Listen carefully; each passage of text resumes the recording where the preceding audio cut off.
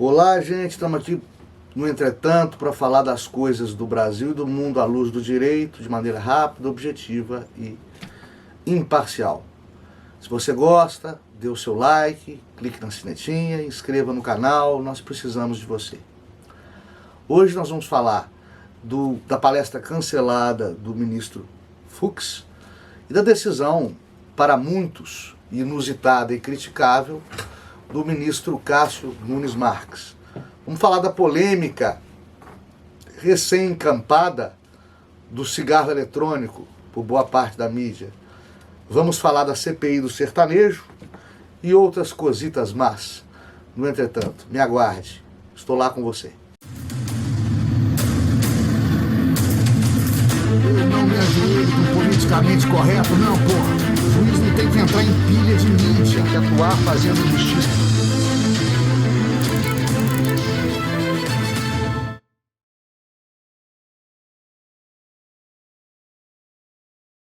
Nos últimos dias nós tivemos mais dois relevantes fatos noticiados envolvendo membros do STF. Uma palestra cancelada, que seria ministrada pelo ministro Luiz Fux, presidente do STF, no sul do Brasil, mais precisamente em Santa Maria. Parece, e é o que a imprensa alardeia, que produtores e empresários da região não viram com bons olhos a presença do nosso presidente da mais alta corte de justiça do Brasil por lá. E, em seguida, vem uma decisão liminar concedida pelo ministro Cássio Nunes Marques, anulando a cassação do deputado Fernando Francischini, do União Brasil do Paraná, que seria bolsonarista. Ele anulou uma decisão do TSE, que teria cassado Francischini por conta de suposto crime de fake news. E essa decisão também vem sendo aí cozinhada pelos meios de comunicação e debatida e repudiada por juristas, entre aspas, e põe aspas nisso. Bem, o que blinda o Poder Judiciário, que sempre blindou o Poder Judiciário, é o fato de ser a reserva moral da nação. Meu finado pai dizia isso, o juiz, meu pai era defensor público e advogado.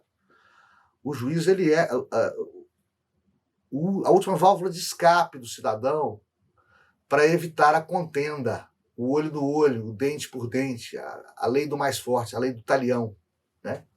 A lei de sangue. Quando você vê o Poder Judiciário representado pelo STF, igualado a personagem político-partidário ideológico por grande parte da população brasileira, isso assusta. Assusta muitíssimo, e isso se deve, evidentemente, a posturas tomadas por membros daquela Corte de Justiça que, ao invés de refletir, de exteriorizar um posicionamento jurídico, científico, técnico, né, resvalou na retórica político-partidária, ideológica, e deu munição para esse ou para aquele lado da política. É por isso, né, eu venho de uma época em que mesmo um estudante de direito, como eu fui, não sabia do nome da metade, sequer da metade, dos membros do STF. Ouviu falar distante, de um Sepúlveda Pertence, de um Eliomar Baleeiro, de um Nelson Jobim, sem saber da história dele, de onde ele veio, se ele teria sido, na carreira jurídica pretérita, professor, jurista, magistrado, membro do Ministério Público, da Advocacia Geral da União, ou da advogado inscrito junto à OAB, né? Nós não sabíamos das origens, do pedigree, não sabíamos de perfil ideológico, muito menos dos membros do STF. Hoje, os 11 ministros do STF, aliás, coincidentemente 11, né? ministros do STF, são mais conhecidos e recitados do que os 11 titulares da seleção brasileira do Tite. Até porque o Tite não tem time titular para a Copa do Mundo que se avizinha, né? A gente sabe do Neymar só. Mas, enfim. E essa postura midiática, digamos assim, faz muito mal ao Poder Judiciário.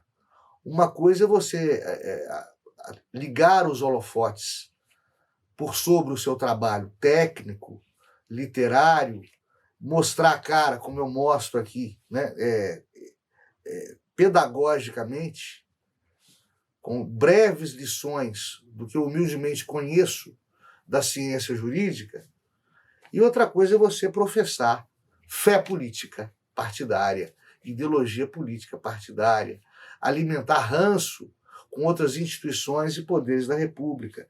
E, infelizmente, isso se reflete em todos os membros da magistratura nacional, a tal ponto que, por vezes, é perigoso, eu digo isso como juiz que sou, por vezes é perigoso o magistrado se identificar como magistrado em determinado lugar que vá.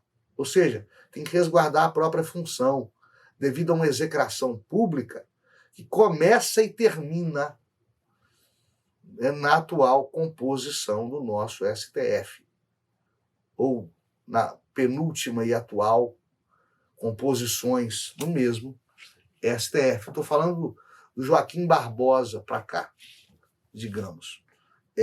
O Fux talvez não seja culpado por ação, ele de fato é um jurista de envergadura, de fato é um magistrado de carreira, com índole para a justiça imparcial, que tentou botar panos quentes nisso tudo, trazendo o presidente Bolsonaro para sua pretensa roda de amigos, tentando laços de amizade diplomática com o presidente Jair Bolsonaro, à mercê, todavia, de seus pares da Suprema Corte de Justiça brasileira, que insistem em bater no presidente da República. E isso em pronunciamentos públicos, em pronunciamentos com uma conotação política extremamente, não tem outro adjetivo, extremamente desastrosa. E se torna mote, deixa de ser novidade para virar lugar comum às decisões questionáveis porque sem técnica, questionáveis porque divorciadas da Constituição Federal, que o STF tem por obrigação proteger como a sua principal salvaguarda, e questionáveis porque provenientes de magistrados que, pelo menos à luz da opinião pública em peso do Brasil, refletem em suas decisões posicionamentos ideológicos inoportunos, incabíveis,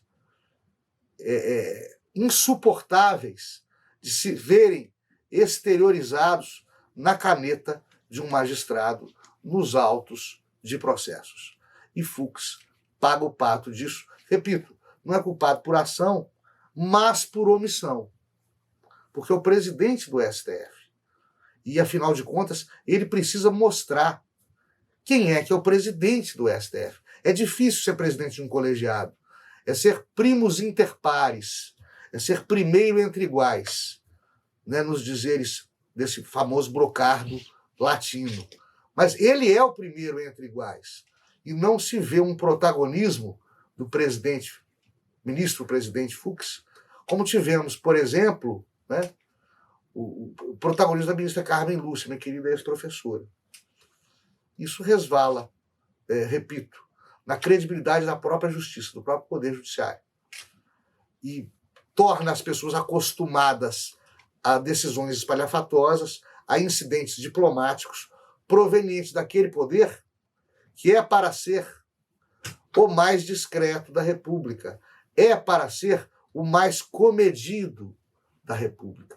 E não é o que se vê, lamentavelmente. E aí, quando acontece, por outra via, né, uma decisão como a do ministro ministro Cássio Nunes Marques, decisão absolutamente normal dentro do ordenamento jurídico brasileiro. Aí sim, né, se levantam opiniões de juristas e pseudocientistas e se lançam críticas e se impõem interpretações novamente inoportunas do ponto de vista político sobre uma decisão exclusivamente técnica.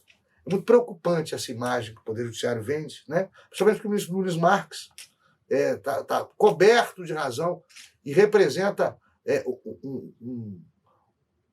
um novo frescor de ar para tentar inocular um pouco de imparcialidade e um pouco mais de técnica e um pouco menos de ideologia no nosso STF. Vamos falar da decisão do ministro Nunes Marques em seguida. Qual foi a decisão do ministro Nunes Marques? Ele recebeu uma ação judicial em que se questionava a legalidade da cassação do mandato do deputado Fernando Francischini, do União Brasil do Paraná, por suposta veiculação de fake news. Uma decisão do TSE. E o ministro Nunes Marques, como relator dessa ação, ele concede liminarmente a suspensão dessa cassação do deputado Francischini, que seria bolsonarista, né? E aí vem os ideólogos de plantão dizendo que Nunes Marques é um áulico do presidente Bolsonaro, um pau-mandado do presidente Bolsonaro, né? Está decidindo ideologicamente a favor da direita, das forças conservadoras, etc, etc. Isso é uma besteira orquestrada. Porque é o seguinte, na verdade, quem politiza o discurso jurídico, e não deveria fazê-lo, é a esquerda. E para a esquerda, isso é lamentável, já foi falado aqui, quem não é também de esquerda é de direita. Ou seja, frase que eu repito aqui direto, passarinho em cima do muro toma chumbo dos dois lados, aquele coronelzão do sertão, né? Passarinho em cima do muro toma chumbo dos dois lados. O raciocínio ideológico da esquerda é muito isso. Te tira o direito de ser imparcial. Tira do magistrado o direito de ser imparcial. Isso se vê em todas as instâncias e entrâncias do Brasil hoje. Se vê isso em todo o trabalho de todo juiz de direito no Brasil hoje. O juiz de direito hoje, uma ação simples de despejo de comarca do interior, ele despeja um cidadão por falta de pagamento de aluguel, né? O cidadão está desempregado e não consegue pagar aluguel, mas a lei manda despejar, então vamos despejar, vamos cumprir a lei, porque o juiz é a ferramenta. O juiz é a ferramenta da lei. Ele não tem gosto, ele não tem querer. E aí, quando se decreta o despejo, metem o sarrafo no juiz, desalmado, né? Tá a serviço das elites empresariais brasileiras, está no bolso do setor imobiliário brasileiro, porque despejou um cidadão só porque ele era desempregado. Quando há uma reintegração de posse em área rural, né? O Movimento Sem Terra faz aquele escarcéu, tenta vincular politicamente o magistrado que proferiu a decisão, dando a reintegração de posse, há alguma vertente ideológica da vez, né? O alcunha de desalmado, de interessado na decisão, de suspeito ou impedido, porque interessado na decisão, interessado às vezes até economicamente, se não politicamente, na decisão que acaba de proferir. Os reflexos da politização da justiça brasileira via Supremo Tribunal Federal espargem, pulverizam por todo o Poder Judiciário brasileiro, tiram a credibilidade do Poder Judiciário brasileiro. Porque a todo tempo, toda decisão que se profere, ela é olhada pelo viés político e não política no sentido aristotélico, filosófico, técnico, que é a participação no poder. Não. É política no sentido político partidário, que é aquele palavrão que não pode existir na carreira do magistrado. Mas isso vem de cima para baixo. E aí, quando o Nunes Marques profere a decisão técnica, doa quem doer, né? Já vem essa horda de plantão de novo. É para desestabilizar. Falei disso em sala de aula. O viés comunista em alguns partidos de esquerda brasileiros é muito óbvio. Finalmente, quando eles estão, principalmente quando eles estão no poder. E também é bastante visível quando são oposição. Quando estão no poder, eles aparelham o Estado, para funcionar o Estado pelo partido. E quando são oposição, tentam inviabilizar o Estado. E é isso que estão fazendo agora. E quem acha que isso é acaso, que isso é inocente, que isso é apenas direito de esbravejar, jus esperneandi, né? O direito de reclamar, de questionar o seu adversário político, não conhece história, não estudou história. E está falando besteira. Isso é articulado, isso é orquestrado, isso é arquitetado. Isso é arquitetado. Então, e tentam inviabilizar o Brasil quando estão na oposição, quando se encontram apeados do poder. E fazem isso institucionalmente e muito no Poder Judiciário. Nunes Marques profere uma decisão técnica. Por quê? Porque a lei, o crime comum de fake news não existe. A propagação de notícia falsa não existe como crime comum. Em que pese os precedentes absurdos criados lá em cima, né? E amplamente discutidos como absurdos que são. E como crime eleitoral, como o próprio nome diz, né? Eles têm que ser cometidos durante a campanha eleitoral ou em virtude dela. E tem que ser cometido o crime de propagação falsa de notícia de 2019 para cá, da edição da lei para cá, por causa do princípio da anterioridade da lei. O crime só é crime, está no artigo 1º do Código Penal. O cidadão só pode ser punido por crime depois de uma lei anterior que defina aquela conduta que ele praticou como crime.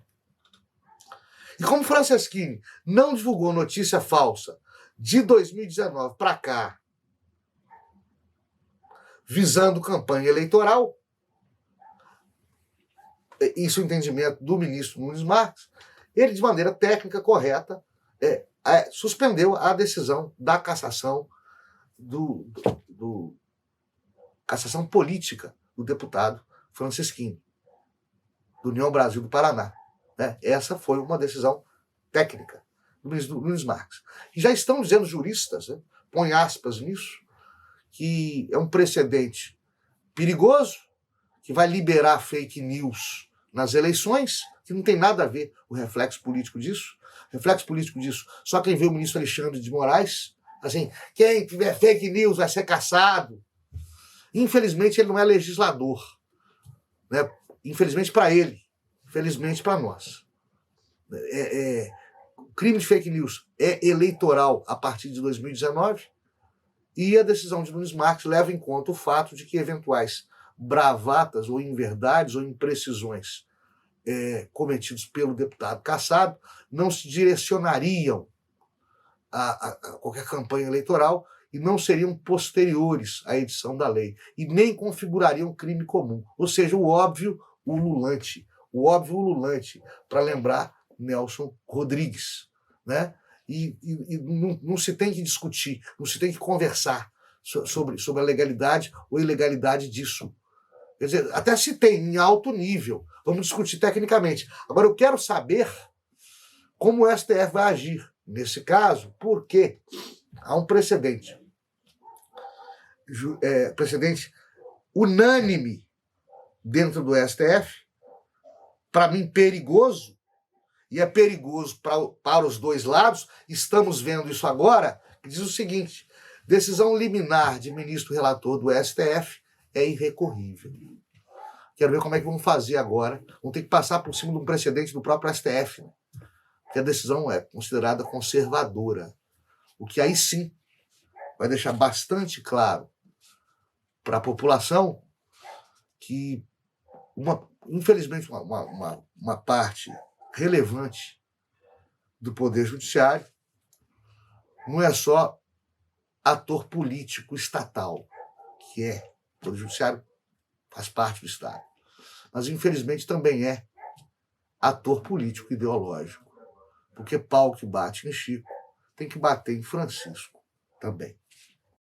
O Ministério Público tem atuado em diversas cidades, comarcas, né, do país, buscando evitar a realização de shows, principalmente por parte de artistas sertanejos, muito bem pagos com dinheiro público, através de contratos com prefeituras ou através de lei de incentivo à cultura. Eles têm impedido a realização desses shows e impedido o pagamento desses contratos a esses artistas por parte dos gestores públicos ou com dinheiro público. O curioso é observar o seguinte: até ontem, né, os artistas eram blindados quanto à sua honestidade no cenário político. A conduta do artista tinha que ser muito escabrosa e geralmente ligada a conflitos também dentro da classe artística para ser execrada publicamente. Talvez porque a classe artística compusesse o poder. Não sei. Eu me lembro de casos raros, isoladíssimos, de condutas que não conseguiram ser acobertadas, de artistas que acabaram sofrendo o assassinato de reputações, o justiçamento digital tão comuns à esquerda dogmática, né? Eu estou lembrado aqui do caso já bem antigo do Wilson Simonal, que foi execrado publicamente, congelado, cancelado, na época que nem existia esse termo, foi cancelado, porque era amigo de militares durante o período da ditadura. O Wilson Simonal, que quem não conhece, é porque o cancelamento dele surtiu efeitos, mas era um cantor que vendia mais discos e mais shows do que Roberto Carlos no início da década de 70. Né? Me lembro aqui da década de 90, do aprendiz de ator Guilherme de Pádua, execrado pela mídia por ter matado uma colega de elenco de uma novela da Globo, também a atriz Daniela Pérez, praticou homicídio, matou a Daniela Pérez, e por isso também saiu das páginas de artistas, dos cadernos B, para ir para as páginas policiais, com enorme desdenho, com enorme menoscabo público.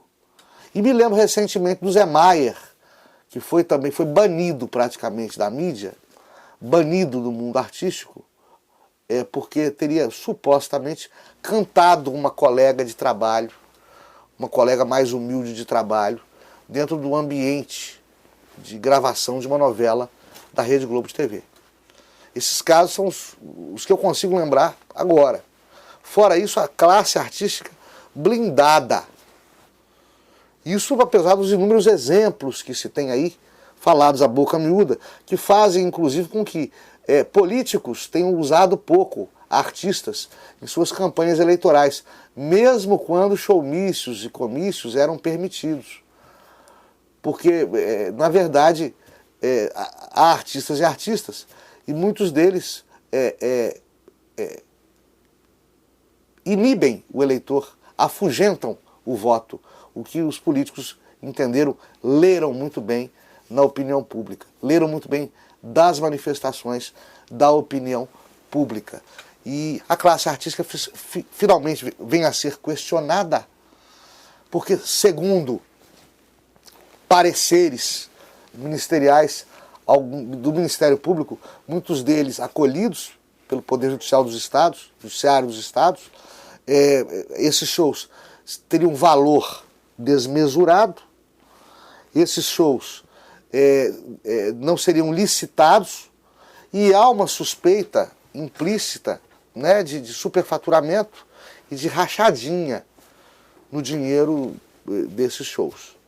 Bom, noves fora, nada, o que eu digo, todo mundo é igual perante a lei.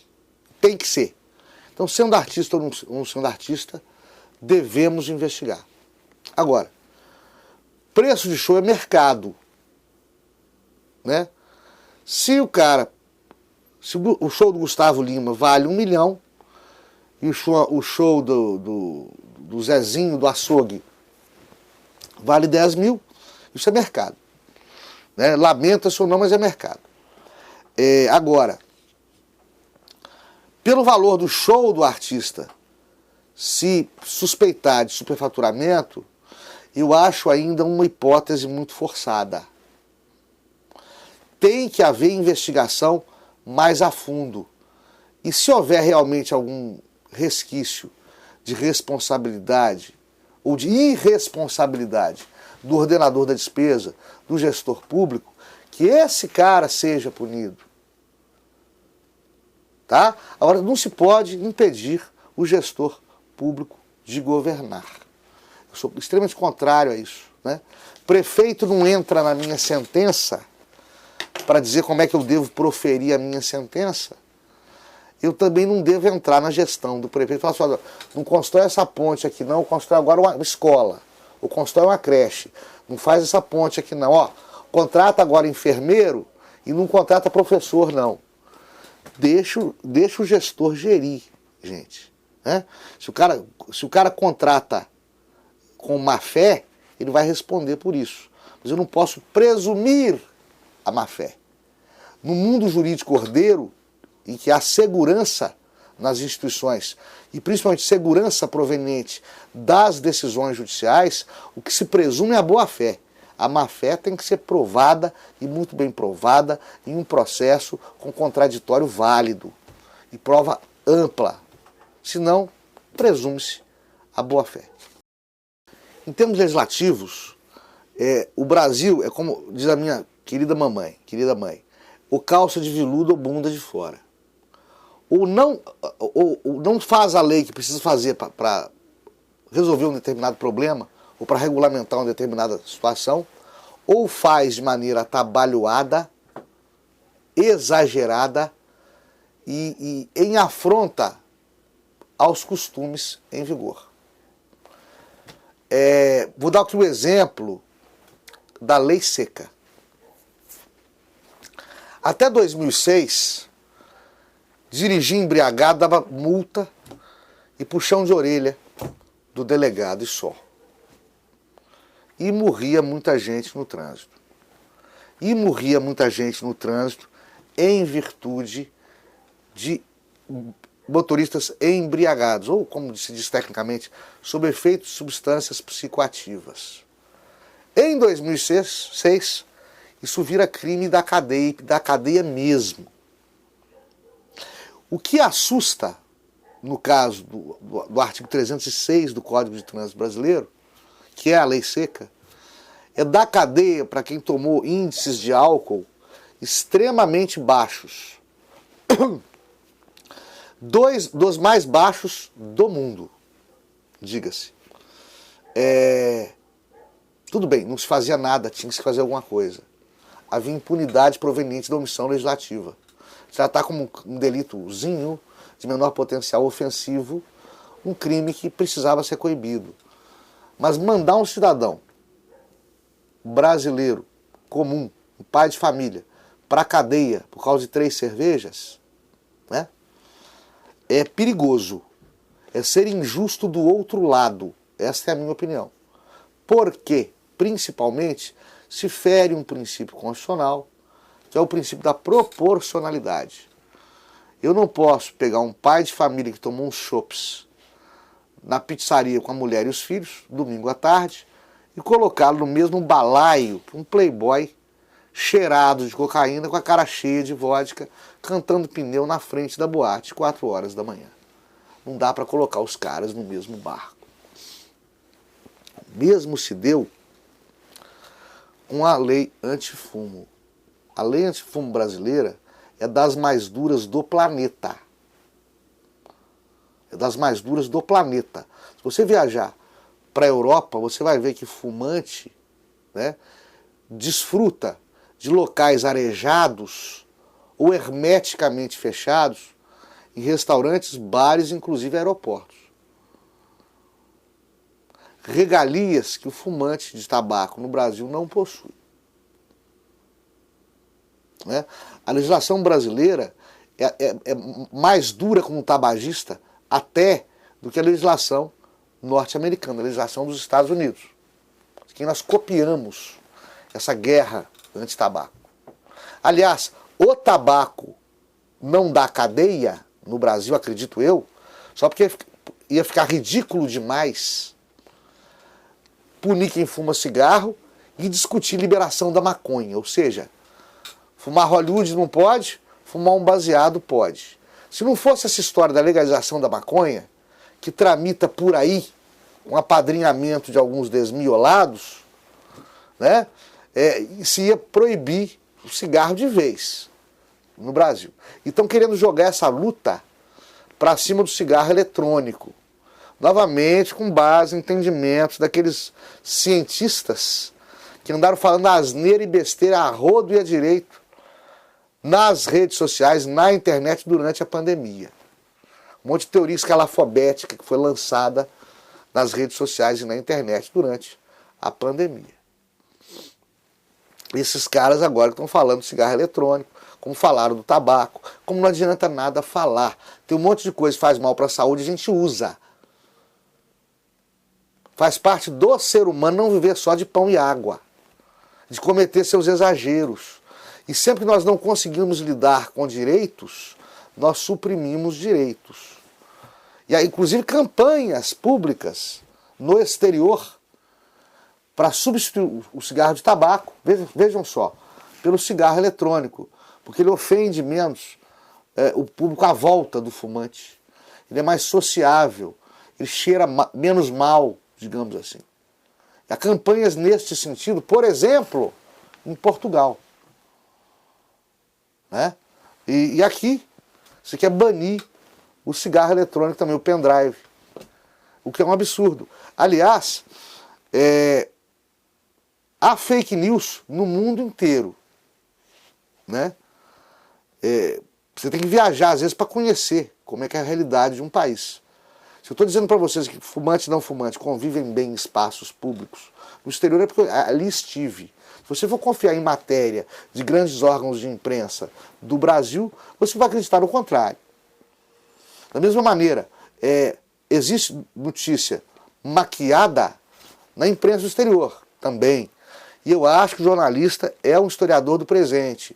Tanto fico chateado quando vejo esses exageros, essas inverdades.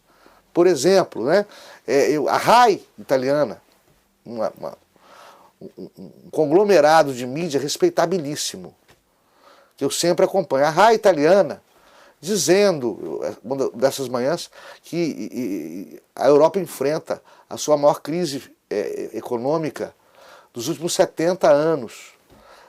Só teve pior durante a Segunda Guerra Mundial. Né? Inúmeros desempregados, milhões de desempregados, e isso, e aquilo outro. E eu estive lá.